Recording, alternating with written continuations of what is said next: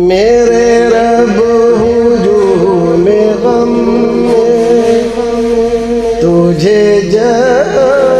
کبھی پکارا۔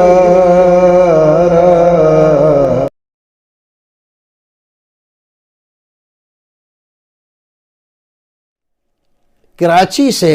عمران صاحب سوال کرتے ہیں، قبر کی گہرائی کتنی ہونی چاہیے؟ کیا عورت کی قبر زیادہ گہری ہونی چاہیے؟ دیکھیے، عورت اور مرد کی قبر میں تفاوت کے سلسلے میں کوئی حکم ہمارے علم میں نہیں ہے، اور جہاں تک ہم نے پڑھا ہے کسی فقیہ نے بھی اس سلسلے میں یہ نہیں کہا کہ عورتوں کی زیادہ گہری رکھی جائے۔ جیسی مرد کی قبر ہو جتنی گہری اتنی ہی عورت کی۔ صحابہ کرام رضوان اللہ تعالی علیہم اجمعین کے زمانے میں، اللہ کے رسول کے زمانے میں جو قبریں کھودی جاتی تھیں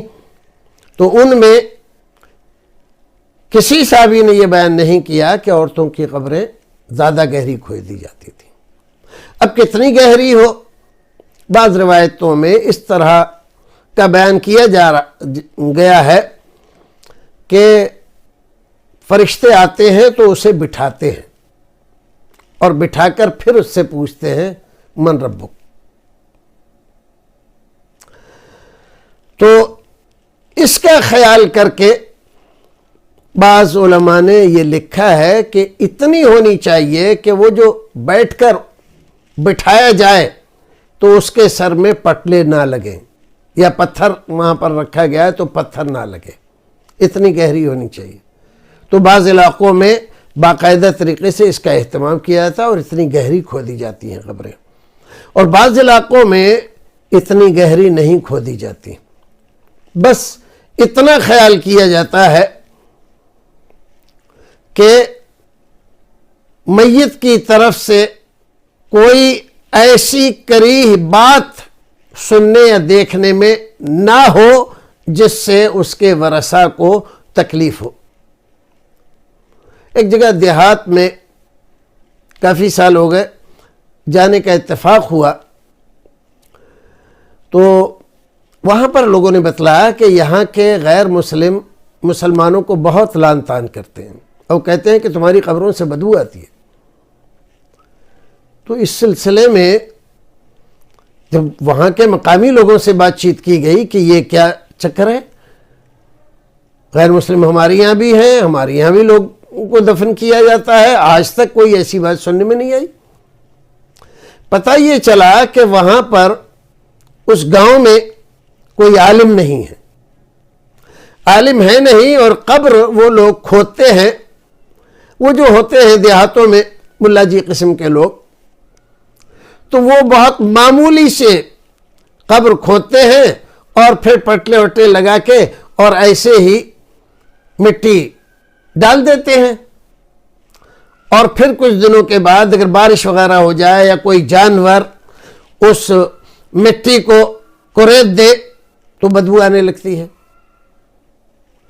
تو یہ کیوں ہو رہا تھا؟ یہ اس لیے ہو رہا تھا کہ قبر بہت چھوٹی یا کم گہری وہ لوگ کھود رہے تھے۔ یہ جو بات ہم نے بتلائی کہ بعض لوگوں نے یہ کہا ہے کہ جب اس کو اٹھا کے بٹھایا جائے تو اس کا سر پٹلے میں نہ لگے، یہ لوگوں کی اپنی بات ہے، ایسا کوئی حدیث شریف میں نہیں آیا، کیونکہ حدیث میں دو طرح کی قبر کا تذکرہ ہے، ایک لحد کہلاتی ہے، ایک شق کہلاتی ہے۔ تو شق جو ہوتی ہے وہ کھودتے ہیں اور پھر اس کے بعد بیچ میں سے تراش کے ایک سائیڈ کے دیوار میں قبر بناتے ہیں اور اس میں میت کو رکھتے ہیں۔ ظاہر ہے کہ اس میں تو اتنی جگہ نہیں ہوتی کہ اس کو بٹھالا جائے تو وہ بیٹھ جائے، اور بہت سارے صحابہ کرام کو اسی طرح کی قبر میں دفن کیا گیا۔ تو ایسی صورت میں یہ بات ہمارے اپنے ذہن کی پیداوار ہے، شاید حدیث میں ایسا کچھ نہیں کہا گیا ہے، لیکن ہمیں اس بات کا دھیان رکھنا چاہیے کہ قبر وسیع ہو، اچھی ہو، اور بظاہر کسی طرح کی پریشانی والی نہ ہو، اور ایسی بھی اتھلی اور کم گہری نہ ہو کہ اگر کوئی جانور اس کو کرود دے تو اس کے بعد اس میں سے بدبو غیر آنے لگے، گہری ہوگی تو جانور اس میں کریدے گا تب بھی اس میں سے بدبو نہیں آئے گی۔ اللہ رب العزت ہمیں اور آپ کو نیک عمل کرنے کی توفیق عطا فرمائے۔